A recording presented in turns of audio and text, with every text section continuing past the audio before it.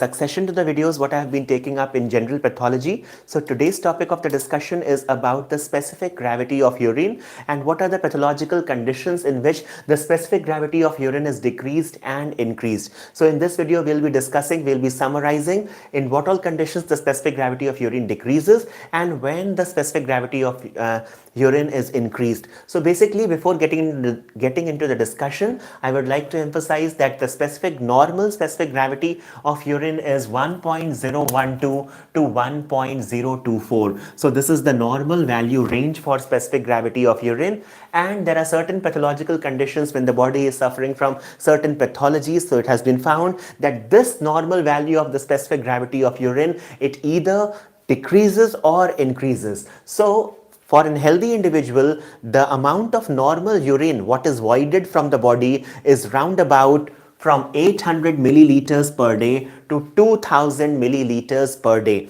That is round about from 800 ml to 2 liters per day. A normal healthy individual voids of urine every day. So the specific gravity, the conditions of the body in which the specific gravity of urine is increased. So the first important condition is that in all the cases of oligouria, so all the cases of oligouria where there is scanty urine being passed, so scanty urine in condition of oligouria, the value of the urine what is voided from the body is less than 400 milliliters per day. So in all the conditions of oligouria, all the cases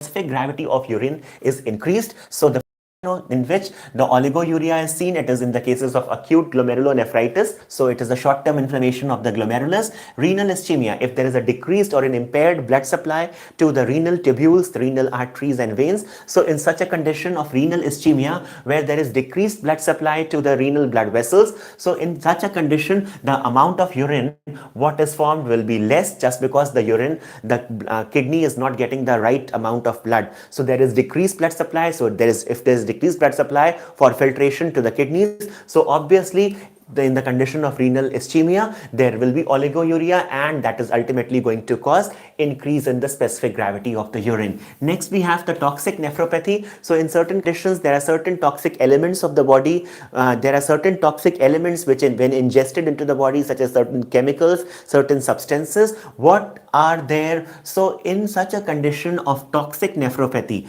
if somebody has ingested toxic chemicals or certain substances, so in such a condition of toxic nephropathy also, so if it is affecting the kidneys, the nephrons of the kidney, so in such a condition the specific gravity of urine has been found to be increased. In conditions of bilateral nephrosclerosis, in conditions of bilateral hydronephros, so in such a condition the specific gravity of the urine has been increased, it has been found. So all these cases, that is acute glomerulonephritis, the renal ischemia, the toxic nephropathy and the bilateral hydronephros, all these conditions what are manifesting in the form of oligouria. So whenever there is oligouria, the specific gravity of the urine is increased. Next, we have the next important that is in the conditions of urinary flow obstruction. So obviously when there is a urinary flow obstruction, so obviously there is oligouria, and such a condition, in such a situation also the specific gravity of urine is increased.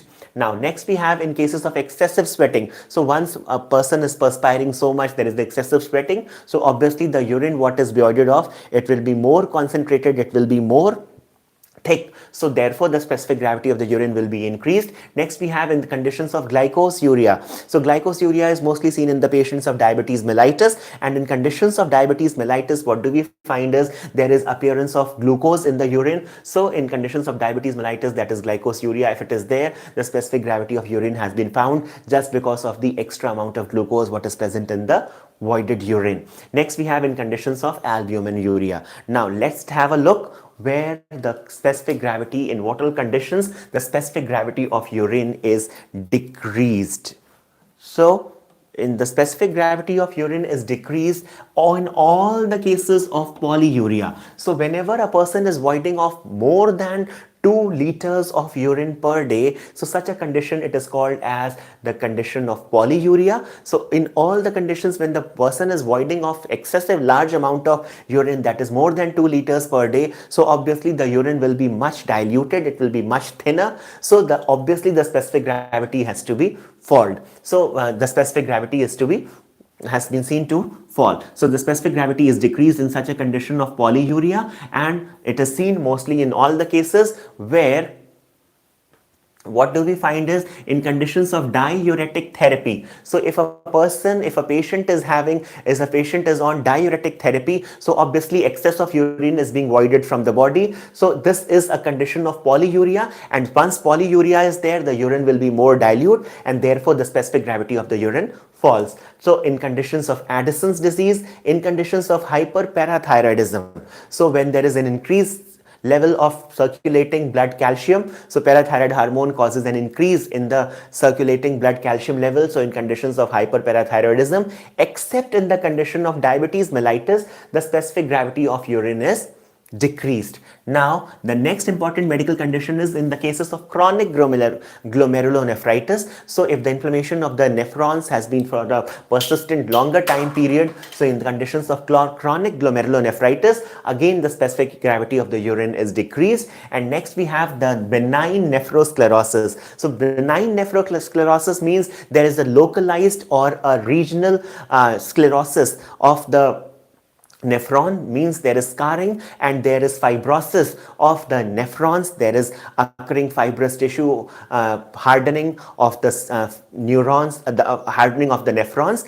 and there is scarring of the nephrons. So in such a condition, this condition, it is called as nephrosclerosis, where the scarring of the nephrons will be seen, and it is that there is deposition of the fibrous collagenous tissue. So in conditions of nephrosclerosis, which is benign, which is being localized to some regions of the kidney, so in such a condition also the specific gravity of urine falls. So students and viewers, this was a very short discussion where I have discussed in simpler terms.